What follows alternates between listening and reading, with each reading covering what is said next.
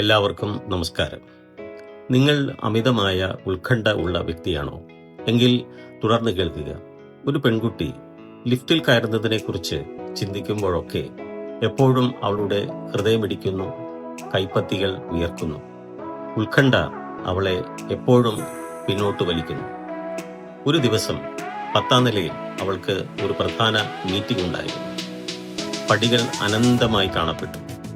അവൾക്ക് ലഭിച്ച നിർദ്ദേശം അവൾ ഓർത്തു. കണ്ണുകളടച്ചു, പതുക്കെ ശ്വാസമെടുത്തു. പൂർണ്ണമായും ഈ നിമിഷത്തിൽ ആയിരിക്കുക എന്ന് മന്ത്രിച്ചു. ലിഫ്റ്റിന്റെ ബട്ടൺ അമർത്തി.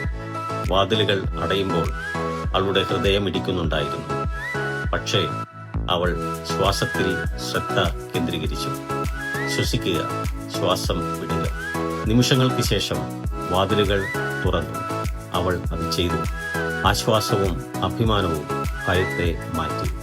തിരിച്ചറിയുക, ഉത്കണ്ഠ ശക്തമാണ്, പക്ഷേ ധൈര്യം ഉത്കണ്ഠയേക്കാൾ 10 ഇരട്ടി ശക്തമാണ്.